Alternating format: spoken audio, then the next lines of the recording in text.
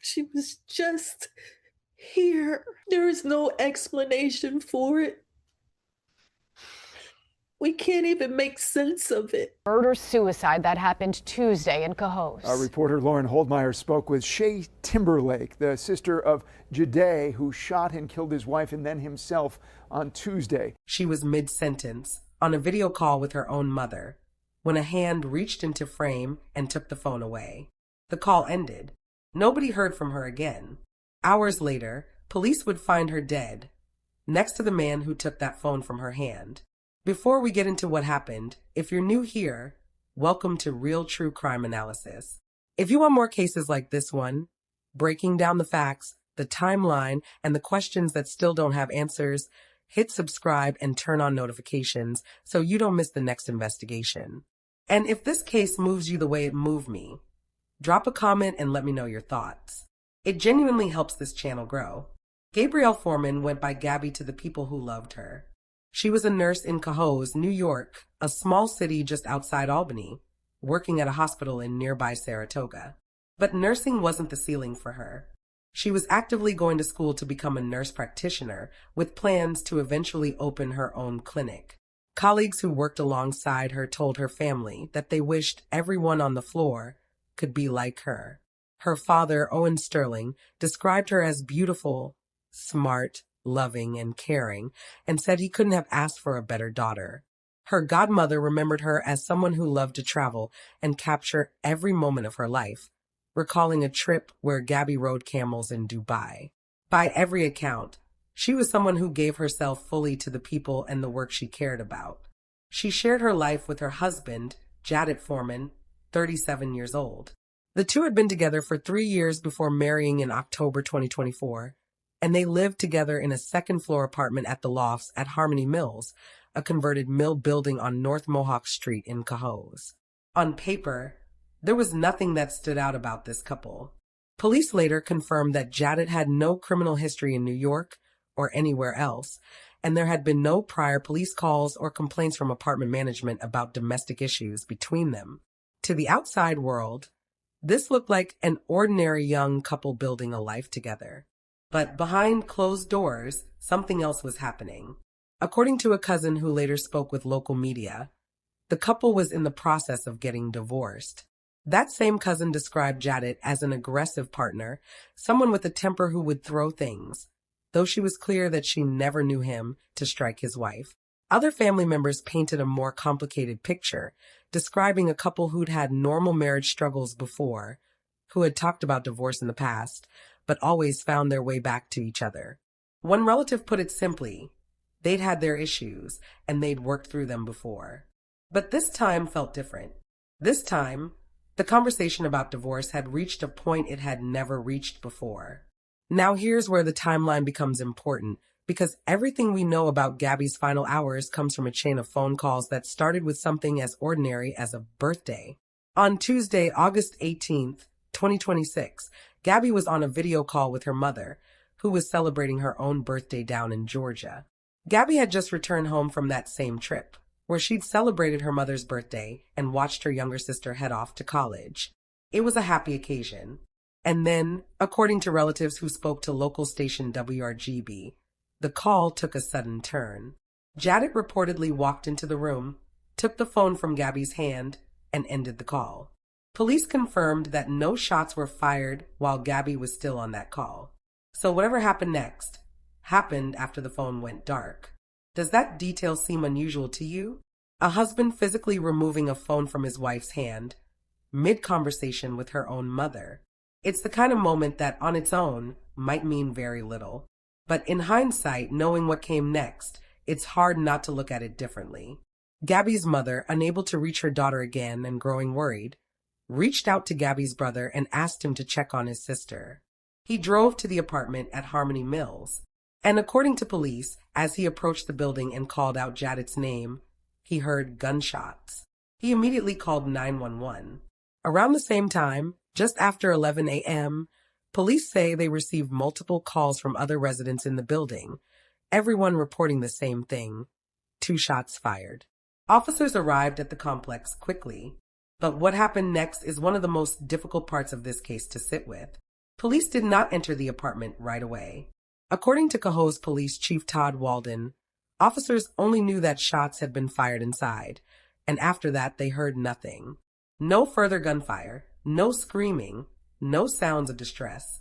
Not knowing what they were walking into, they made the decision to hold their position, evacuate nearby units for safety, and call in backup from Colony Police, Troy Police, and New York State Police. For 5 hours, the apartment sat behind a closed door while investigators worked to determine whether it was safe to go in. It wasn't until around 4:30 that afternoon that officers finally entered the unit.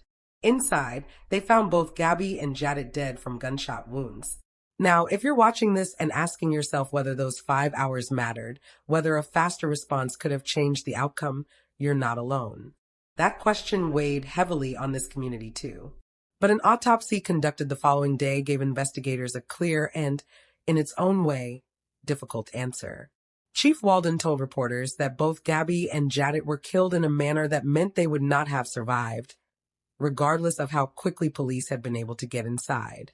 Cohoes Mayor Bill Killer put it even more directly, saying that both individuals were already deceased before police even received that first phone call. In other words, this wasn't a hostage situation that dragged on for hours while help waited outside.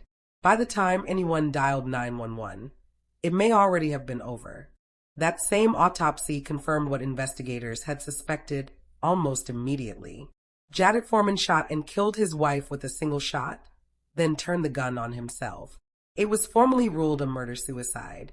But one detail in this case stands out, and it's one that investigators are still trying to fully understand.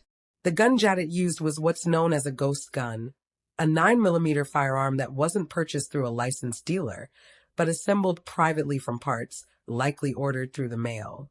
Because it was self-manufactured, it carried no serial number, which made it untraceable and illegal for anyone to possess. Chief Walden was direct about this at the press conference, explaining that these weapons can be built simply by ordering components and putting them together. Investigators have said they are still working to determine exactly how Jadet obtained the parts, and as of the most recent reporting, police have declined to say where they came from. Think about what that means for a moment. A man with no criminal record, no history of violence on paper, no prior police contact of any kind, was in possession of an untraceable, illegally assembled firearm. How does someone with a completely clean record end up with a weapon specifically designed to avoid detection? Was this a recent purchase tied to the escalating tension in his marriage? Or had it been sitting in that apartment for months, maybe longer, waiting? Right now, that remains an open question, and it's one of the central threads investigators are still pulling on. What makes this case resonate with so many people isn't a mystery in the traditional sense. There's no unidentified suspect, no unsolved whodunit. Police have been clear and consistent about what happened. What makes it hard to look away from is the gap between what this relationship looked like from the outside and what appears to have been happening underneath. No police calls, no documented domestic incidents. A couple who, according to some family members, had weathered rough patches before and always come back together. And yet here we are. It's worth sitting with the fact that the people closest to this couple don't fully agree on how to characterize what was happening in that marriage. One relative described ordinary marital struggles, the kind most long-term couples face, disagreements that get worked through over time. Another described a pattern of aggression, a temper, objects being thrown, even while insisting there had never been physical violence toward Gabby specifically. Both of those descriptions can be true at the same time, and that's part of what makes domestic situations like this so difficult for outsiders, and sometimes even for investigators, to fully assess from the outside looking in. What do you think really happened behind that apartment door in the hours and days leading up to August 18th? Could there have been warning signs that weren't recognized as warning signs until it was too late? These aren't questions we can answer with certainty, and it would be irresponsible to pretend otherwise. What we can do is look honestly at what the facts tell us and be equally honest about what they don't. So let's bring this back to what we actually know, because in cases like this, it's easy for speculation to drown out the facts. We know that Gabrielle Forman was 30 years old, a nurse who was working toward becoming a nurse practitioner, a woman remembered by everyone who knew her as warm, driven, and deeply loved. We know she had just returned from a joyful family trip to Georgia, celebrating her mother's birthday and her sister's next chapter in life. We know that hours after landing back home, she was on a video call with her mother when her husband reportedly took the phone and ended it.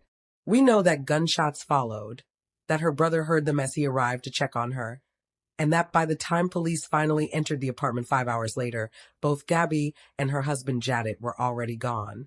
We know the medical examiner confirmed it was Jadet who shot Gabby before turning the gun on himself, using an illegally manufactured ghost gun with no serial number.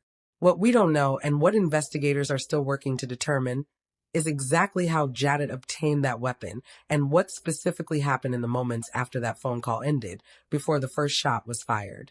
We don't know with certainty what tipped a marriage that family members describe as troubled, but not unprecedented, into something so final. Those gaps aren't failures of reporting. They're simply the honest limits of what has been made public so far, and it's possible some of them may never be fully answered. Cases like this are hard to sit with, not because they're complicated, but because they're painfully simple in the worst way. A young woman with a future she was actively building. A marriage that looked survivable from certain angles and warning-filled from others.